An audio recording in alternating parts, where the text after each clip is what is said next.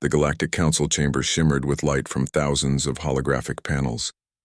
Voices of over 100 species echoed through the Great Hall, each one claiming knowledge and superiority. They were united by one belief: humanity, the new species that had entered the galactic stage, would fall quickly in the coming war. At the center of the council, Grand Arbiter Lothar raised his limb for silence. The vast dome quieted. He projected a three-dimensional image of Earth, surrounded by dozens of red enemy markers. His tone was calm, confident, absolute. "The human civilization has not yet learned the true art of war," he said. "Their fleets are young, their logistics primitive, and their biology fragile. They will resist, yes, but not for long.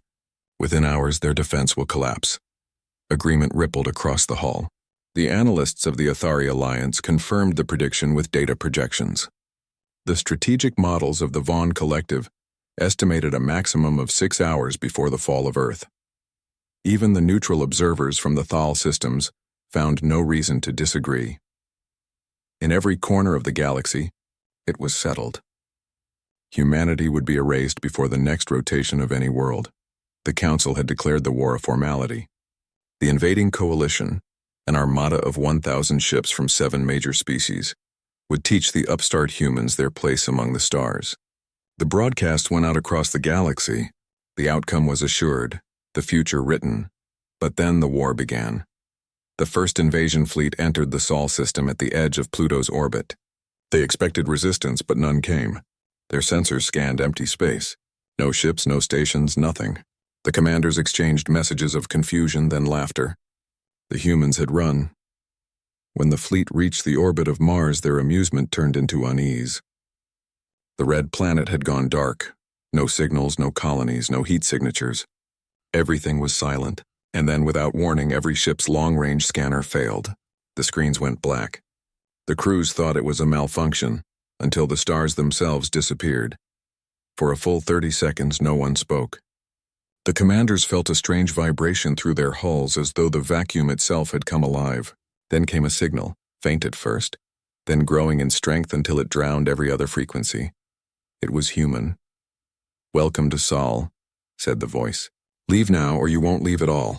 The commanders ignored it. They charged weapons, preparing to strike Earth directly. But the moment they powered their weapons, a flash appeared behind them. One by one, ships were erased from existence. No explosion, no debris, just gone. The remaining ships tried to turn, but space folded. The humans had not fled. They had hidden something. It was then the first visual appeared on the Council's live war feed. A single human vessel, far smaller than any of the alien warships, emerged from the darkness. The vessel's hull was black, its shape unfamiliar, its movement impossible to predict. Every time it shifted position, sensors lost track of it, as if it was not truly there. The human ship fired once. A beam of light thinner than a whisper tore through an entire battle group. The council chamber went silent as they watched the feed in disbelief. One weapon discharge, hundreds of ships lost. No known technology could do that. The feed cut out. Panic spread through the council. The analysts scrambled to update their projections. Their algorithms failed. Their models predicted every outcome except the one unfolding before them. Within minutes, the human counterattack began. The second invasion fleet jumped in, 3 times larger than the first. They came with energy shields, countermeasures, and planetary bombardment weapons. They found nothing at first, just darkness again. Then the stars returned, and they realized the truth too late. Every human ship they could detect was already behind them. The humans had used something unknown, some kind of spatial manipulation, field that made the entire solar system a trap. The fleet tried to retreat, but their drives refused to respond. Then came a voice again. "Your war ends here." Every alien ship's systems froze. Their reactors powered down as if the vacuum itself consumed their energy. In an instant, the entire fleet was adrift. Seconds later, something brighter than a sun appeared.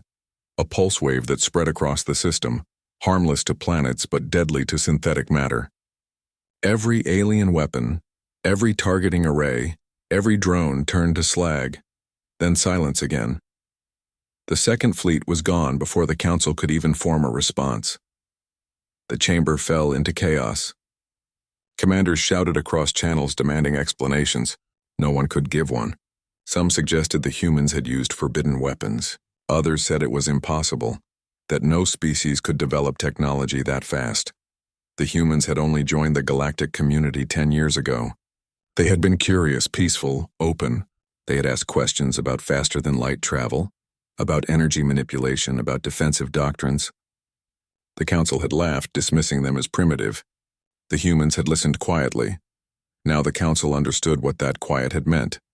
They had been learning, and they had been preparing. On the third day, the human fleet emerged beyond the borders of Sol. 1,000 ships appeared simultaneously in the neutral zone near Vega. The alien observers thought it was a bluff, a show of force. But the readings were clear. Every ship was fully armed, fully functional, and operating at power levels that no known reactor could sustain. The Council demanded communication. The humans agreed. A simple transmission arrived, no threats, no speeches. Just one line, war's over, stand down. The Council refused. They ordered their combined armada to form a wall at the Vega front.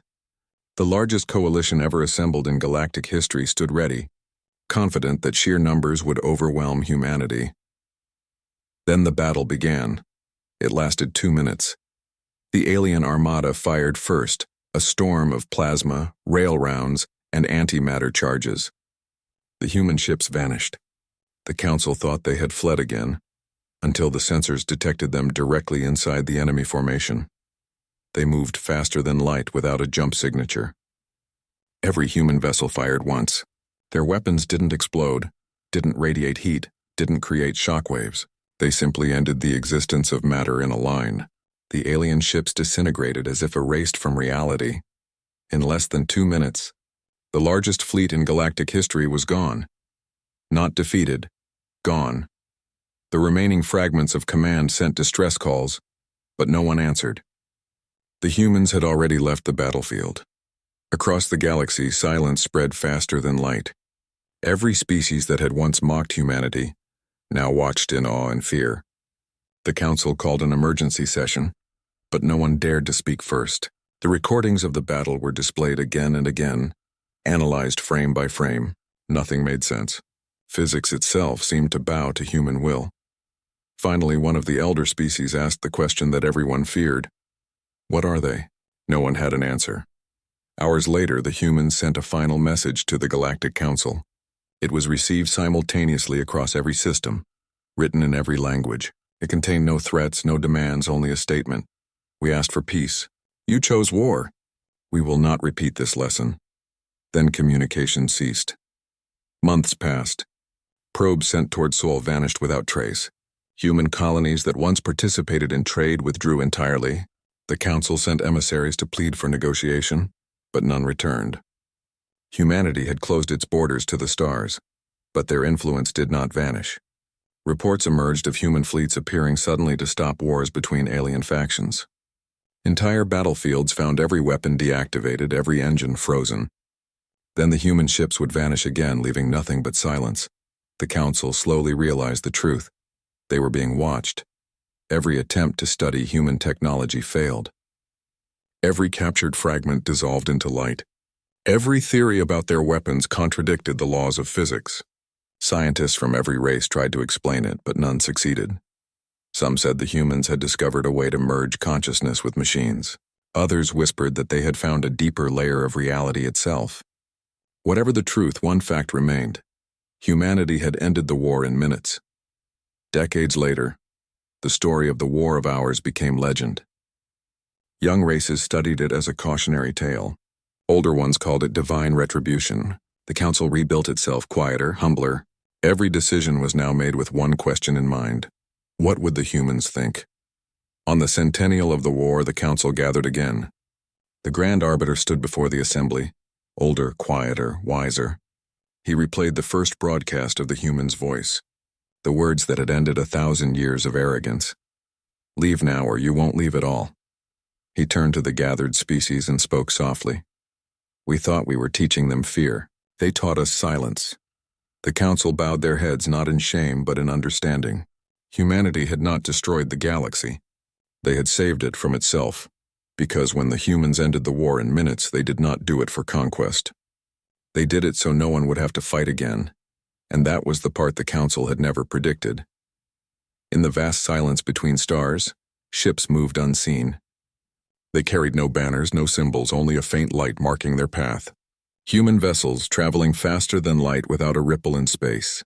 They visited dying worlds, rebuilt atmospheres, restored oceans, and then left before anyone could thank them. They were no longer fighting a war. They were shaping peace. The Council eventually understood that the greatest power of humanity was not their weapons,